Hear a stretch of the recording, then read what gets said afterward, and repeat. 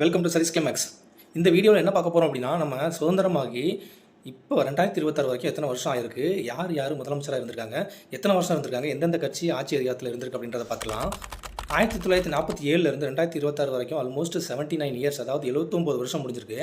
ஆரம்ப காலகட்டத்தில் 1947 ஃபஸ்ட்டு ஆட்சி அதிகாரத்துக்கு வர்றது காங்கிரஸ், அதாவது ஓமந்தூர் ராமசாமி ரெட்டி அப்படின்றவர் முதலமைச்சராக வராரு. ஸோ அதுலேருந்து ஒரு 21 வருஷம் காங்கிரஸ் கண்ட்ரோலில் தான் இருக்குது. அந்த காங்கிரஸ் ஆட்சி காலத்தில் அதிகமாக முதலமைச்சராக இருந்தது யார் அப்படின்னா காமராஜர் ஐயா அவர்கள் 9 வருஷம் இருந்திருக்காரு.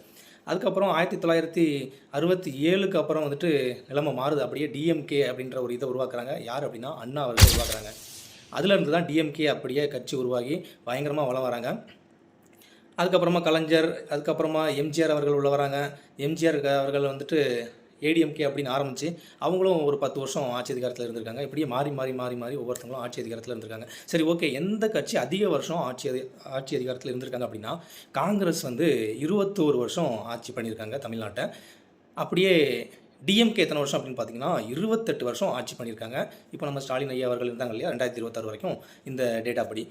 ஏடிஎம்கே எத்தனை வருஷம் அப்படின்னா 30 வருஷம் ஆட்சி அதிகாரம் பண்ணியிருக்காங்க ஏடிஎம்கே. ஸோ அப்போது மாறி மாறி காங்கிரஸ், டிஎம்கே, ஏடிஎம்கே இந்த 3 பெரிய பார்ட்டி தான் திரும்ப திரும்ப நம்ம தமிழ்நாட்டை ஆட்சி பண்ணிக்கிட்டு இருக்காங்க.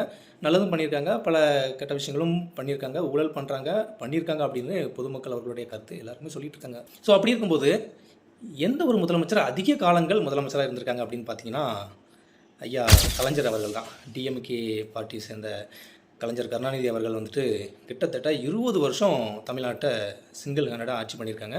அதுக்கு அடுத்தபடியாக பார்த்தீங்கன்னா அதுக்கப்புறம் அம்மா ஜெயலலிதா அவர்கள் கிட்டத்தட்ட 15 வருஷம் ஆட்சியில் இருந்திருக்காங்க. அதுக்கு அடுத்தபடியாக எம்ஜிஆர் அவர்கள் 10 வருஷம் ஆட்சியில் இருந்திருக்காங்க. அதுக்கப்புறம் பார்த்தீங்கன்னா காங்கிரஸ் கமிட்டியிலேருந்து ஐயா காமராஜர் அவர்கள் 9 வருஷம் ஆட்சி பண்ணியிருக்காங்க. ஸோ இதுதான் 1947 நம்ம 2026 வரைக்கும் ஆட்சி பண்ணின காலகட்டங்கள், யார் யார் அதிகமாக பண்ணியிருக்காங்க அப்படின்ற டீட்டெயில்ஸ். இப்போ 2026 எலெக்ஷனில் யார் வரணும் அப்படின்றது மக்கள் நீங்கள் தான் முடிவு பண்ணணும். ஏன் அப்படின்னா 3 பெரிய பார்ட்டிகள் தான் திரும்ப திரும்ப தமிழ்நாட்டை ஆட்சி பண்ணிகிட்டு இருக்காங்க. புதுசாக யார் வந்தாலும் அவங்கள வளர விடுறது கிடையாது.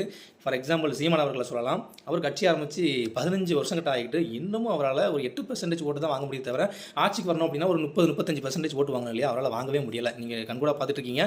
இப்போ நீங்கள் 4வது கட்சியாக பெரிய கட்சியாக உள்ளே வந்திருக்குது டிவிகே.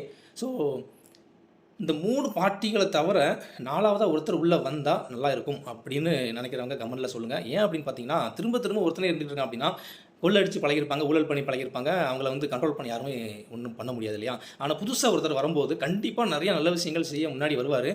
மற்ற கட்சிகள் என்ன சொல்கிறாங்க அப்படின்னா அவங்கக்கிட்ட ஒரு கொள்கையே இல்லை அப்படின்னு ஒதுக்குறாங்க. அப்போ கொள்கையே இல்லை அப்படின்னா ஏன் அவரை பார்த்து பயப்படணும் அப்படின்னு